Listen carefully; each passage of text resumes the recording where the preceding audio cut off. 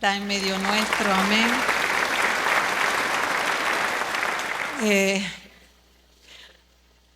Es una bendición estar aquí en este lugar predicando la palabra y hacerlo conforme Él quiere. Hoy estaba orando y había pensado en otro tema, pero cuando el Señor te da la vuelta, ¿verdad? Y me dice, enseña acerca del año agradable del Señor. Esto está basado en Lucas capítulo 4, Lucas 4, 18, versículo 18 y versículo 19.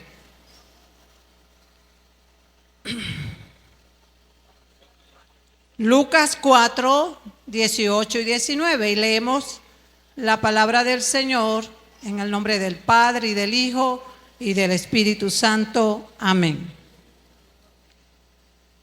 El Espíritu del Señor está sobre mí, por cuanto me ha ungido para dar buenas nuevas a los pobres, me ha enviado a sanar a los quebrantados de corazón, a pregonar libertad a los cautivos y vista a los ciegos, a poner en libertad a los oprimidos y a predicar el año agradable del Señor.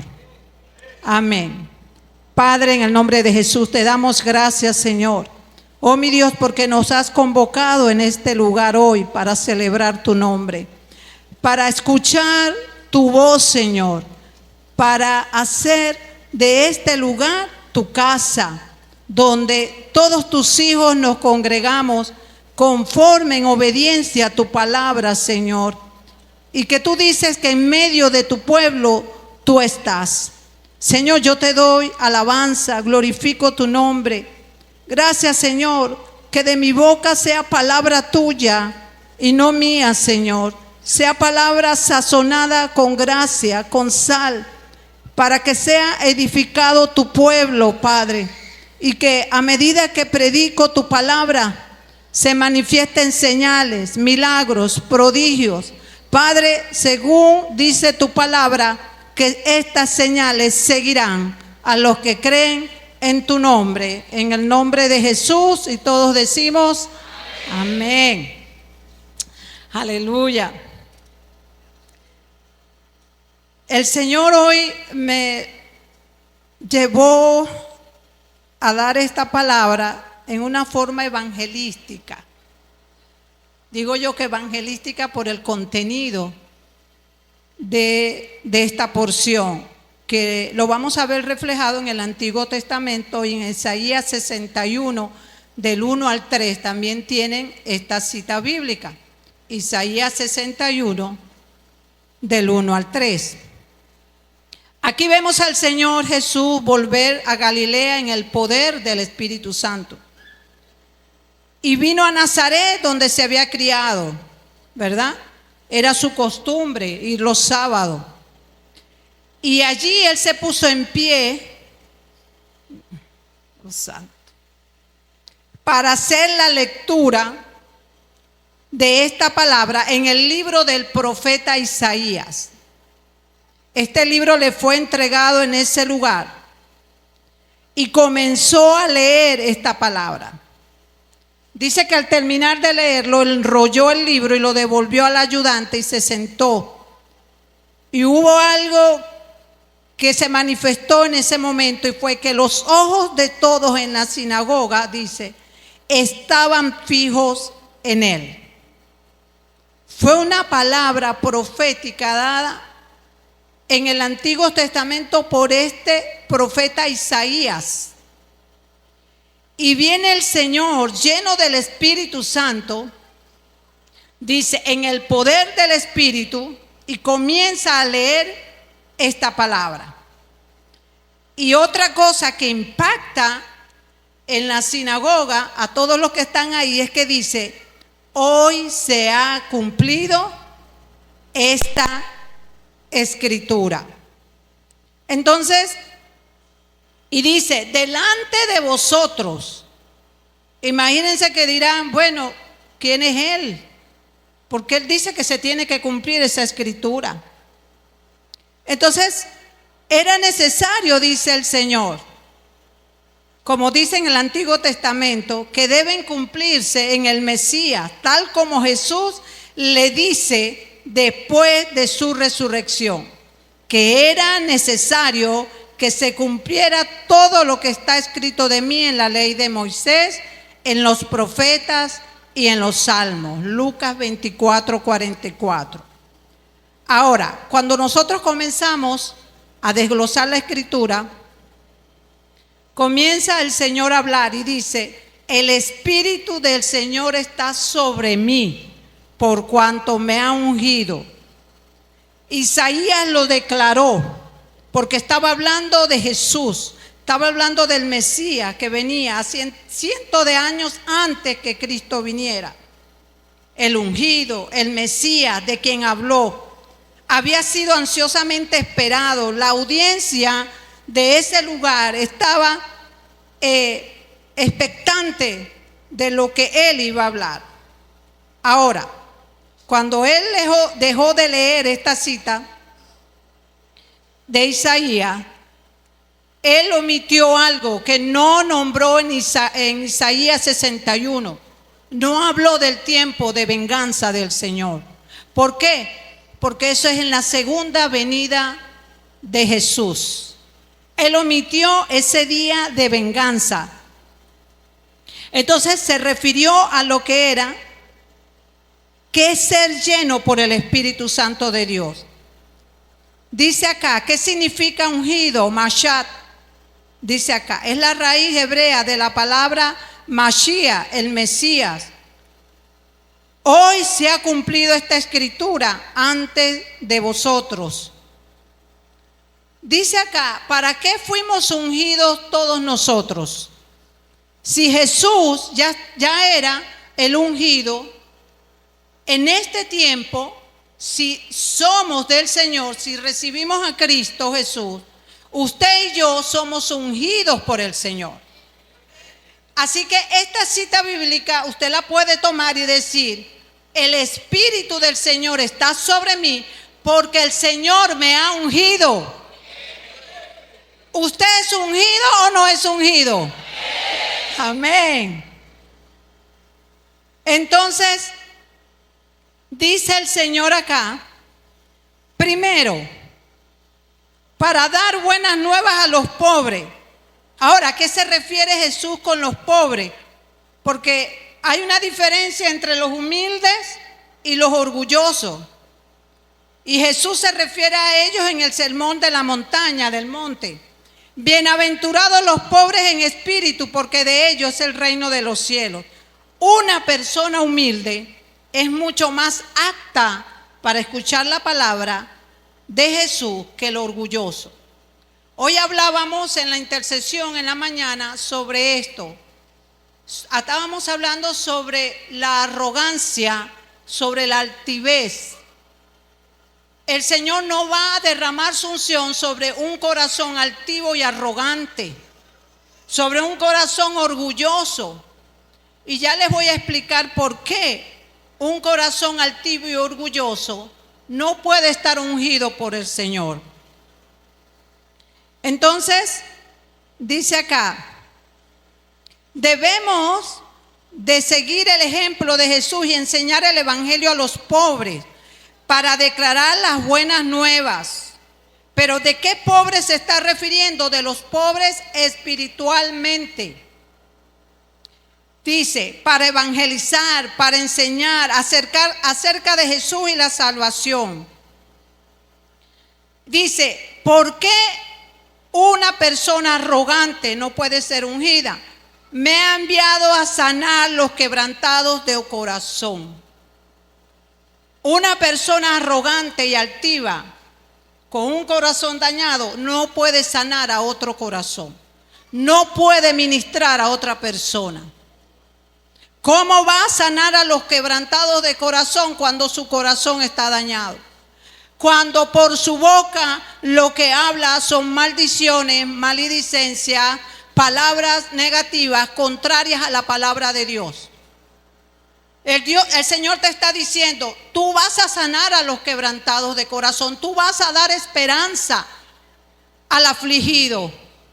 Pero si un corazón está dañado, ¿podemos dar esperanza al afligido? No, ¿verdad? Si hay un corazón lleno de altivez y arrogancia, ¿podemos ministrar sanidad?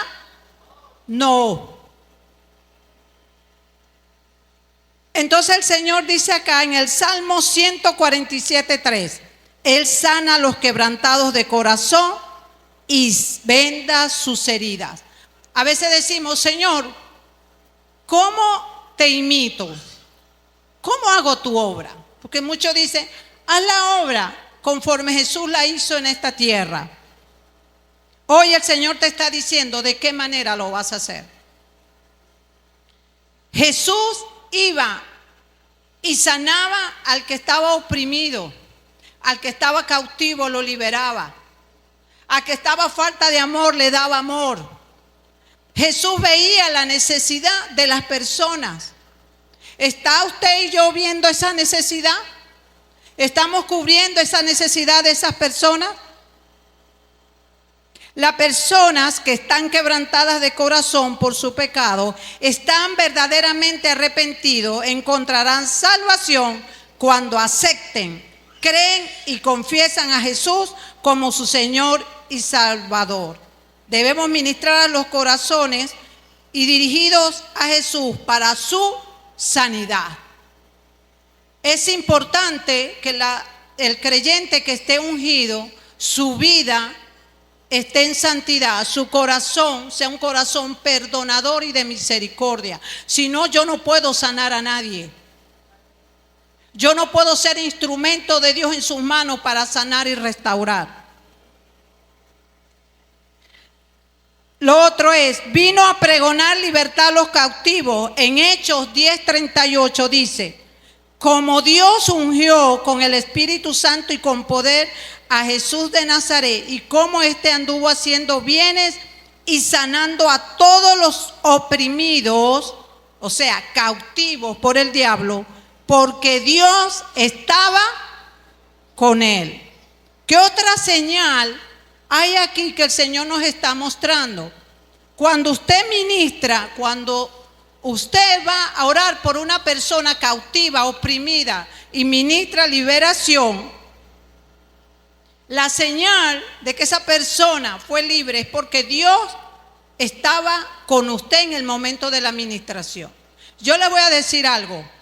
Cuando usted vaya a un encuentro, vaya en el área de intercesión para ministrar. No tiene que temer. Dios lo ungió y lo capacitó para eso. Cuando usted vea una manifestación, usted no tiene por qué salir corriendo. Mayor es el que está en mí, en usted, que el que está en el mundo. Entonces, si el Señor nos ungió para ministrar a esas vidas cautivas, para que reciban liberación, no se esconda cuando le toque ir en el área de ministración y liberación. Venga la intercesión. Es importante. Mucha gente viene pidiendo ayuda por liberación. Y dice acá, aquí no dice que el Señor salió huyendo. ¿Dice acá que el Señor salió huyendo? No dice. Dice que lo sanó porque Dios estaba con él. Cuando tienes miedo, temor, es porque dudas de que Dios te acompaña. Es porque hay incredulidad de que Dios está contigo para ministrar esas vidas. Porque si el Señor me está diciendo a mí que me ha ungido con su Espíritu Santo, tengo la autoridad y la unción para hacerlo. Y usted también lo tiene, amén. Jesús vino a liberar a las personas. La libertad de la que Él habla es del encarcelamiento de hábitos malos, adicciones, la lujuria, el amor al dinero, los caminos del mundo. La libertad recibida por un corazón humilde en contraste con un corazón orgulloso es como la que encontramos en la parábola donde Jesús enseña sobre el fariseo y el publicano. Lucas 18, 9 al 14. Si lo pueden colocar. Vemos en esta parábola cómo el fariseo se excusa a sí mismo por su misma altivez y orgullo y baja siendo el mismo. En él no hubo cambio, porque estaba tan lleno de él mismo, tenía tanto ego que él pensaba que era perfecto en todo lo que hacía. Pero el publicano reconoció su condición. Mira lo que Dios nos está demandando: reconocer en nuestros corazones cuando estamos mal, cuando no estamos bien. Yo me estaba riendo con el pastor Raúl hace ratico porque estaba estudiándola. El Señor me llevó a la cita donde Juan el Bautista le dice: generación de víboras, a los que venían a bautizarse por arrepentimiento. Entonces, hay cosas aquí que nosotros, si no vemos la parte que el Señor nos quiere mostrar sobre el fariseo y el publicano, nos damos cuenta que la unción del Señor, del Espíritu Santo, se derrama sobre creyentes que tienen un corazón disponibles al Señor. Le dicen al Espíritu Santo: haz conmigo como tú quieras. Y hay algo que dice más adelante, dice: para dar vistas a los ciegos. ¿De qué ciego está hablando el Señor aquí? Jesús hizo muchos milagros y sanó a muchas personas ciegas. Incluso abrió los ojos de un ciego de nacimiento. Pero aquí está hablando de una ceguera espiritual, como dice en Juan 9:39. El Señor dice: para juicio he venido yo a este mundo, para que los que no ven, vean, y los que vean, sean cegados. ¿Por qué el Señor está hablando eso? No todos recibían la palabra revelada de Jesús. Los fariseos chocaban con Jesús, con las revelaciones. Y eso no es de extrañarse en este tiempo, cuando te ven hablando una cosa: esta está loca, este está loco. Eso no es de Dios. Hablaba cosas espirituales, sobrenaturales, que no entendían. Entonces, dice acá, Jesús quiso decir con esto que los fariseos, que podían ver, se quedaron ciegos, pero a la verdad de Jesús. Hay gente ciega a la verdad de esta palabra, a la palabra del Señor. Se quedaron ciegos a la verdad de su enseñanza. ¿Por causa de qué? Uno, el orgullo, y por causa de su incredulidad. Jesús no pudo hacer milagros, no creyeron en él. En el lugar donde él vivía no creían. Aún siendo ungido, el Espíritu Santo estaba sobre él. Y usted va, ora por una persona y dicen: ese no está sano. ¿Por qué? Porque hay incredulidad. No creen el poder de Dios que a través de usted y de mí está fluyendo como hijos de Dios. ¿Usted lo cree? Como creyentes debemos seguir el ejemplo de Jesús y tratar de abrir los ojos de aquellos que están espiritualmente ciegos con las verdades de la palabra de Dios. Mire, cuando se predica la palabra de Dios desde acá, cada mensaje que prepara cada pastor, cada líder, cada pastora, nuestras autoridades, está abriendo los ojos espirituales del pueblo. Esa es la ceguera que habla el Señor. Me están viendo mis señales y no creen. Oh, Sarabacanta, Rabasaya. Los saqué de Egipto con señales. Abrí el mar rojo y no creen. Les dije que entraran en la tierra prometida, que estoy con ellos y no creen. Y ven el mover de Dios.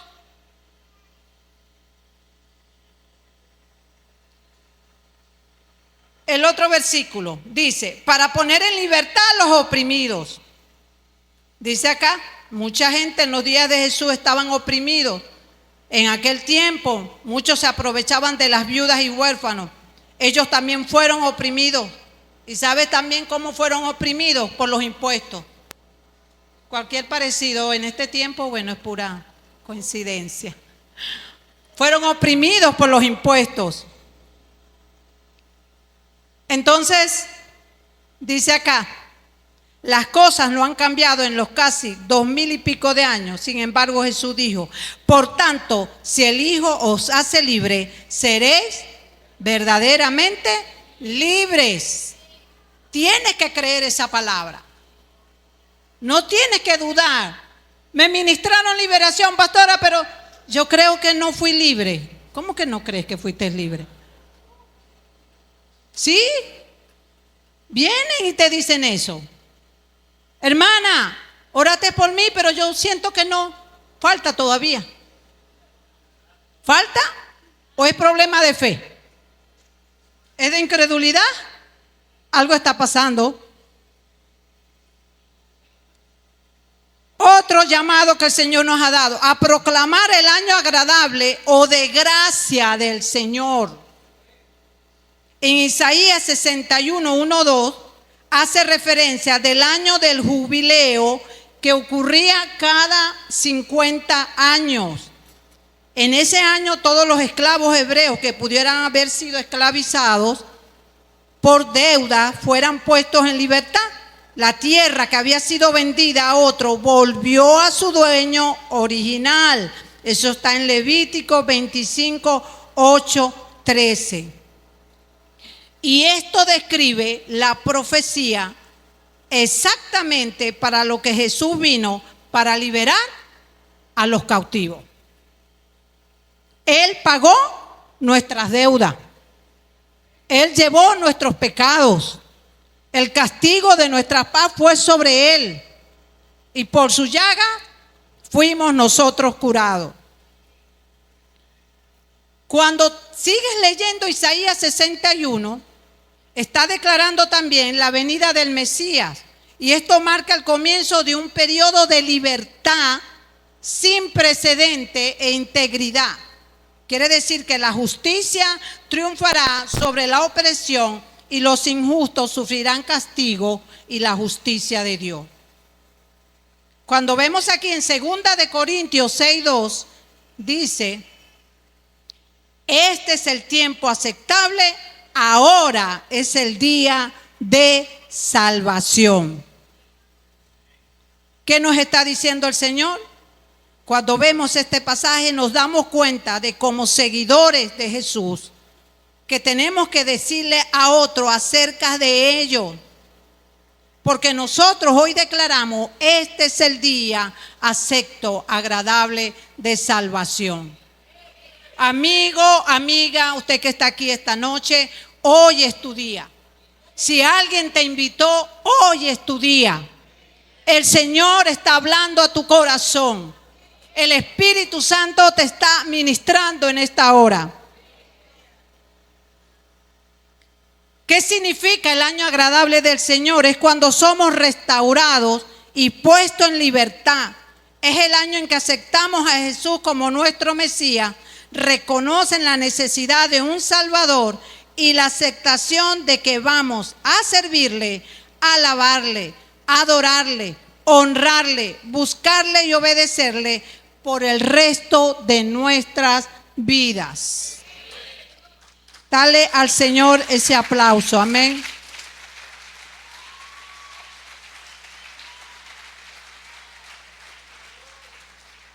Estas son las buenas nuevas que el Señor está hablando en esta noche. Vamos a decirle a todos los que conocemos que esta fue la comisión que Jesús a sus discípulos como creyentes nos encomendó. A cada uno de nosotros. Lucas 4, 18, 19 está hablando de un llamado que tiene que ver mucho con nuestras vidas. Si usted pregunta cuál es su propósito, ¿qué te envió a hacer el Señor? Lee Lucas 4, 18. Lee Isaías 61 del 1 al 3. Y eso es lo que usted y yo debemos hacer. Jesús ministraba en amor a las almas. Jesús ministraba la necesidad de cada persona que se encontraba. Y usted lo puede ver en el Evangelio. En los 4 evangelios usted se puede dar cuenta cómo Jesús ministraba la necesidad de cada persona. ¿Por qué? Porque sabía que estaban oprimidos, sabía que estaban enfermos, sabía que estaban cautivos, pero Dios lo capacitó, lo ungió el Padre Celestial para hacer la obra. Y así mismo hoy te está diciendo el Señor: yo te he ungido, el Espíritu del Señor está sobre ti, porque te ha ungido para hacer su obra en el nombre de Jesús. Amén. Dale un aplauso al Señor.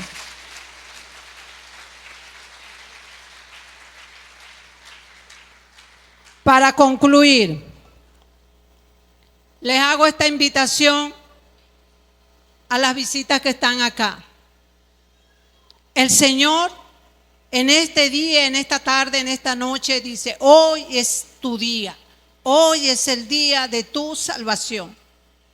Hay cosas que a lo mejor están sucediendo en tu vida y no has entendido, pero hoy el Señor te dice: yo estoy ungiéndote para que seas libre, para que seas salvo, para que seas sano, para que seas libre de toda cautividad y de toda opresión.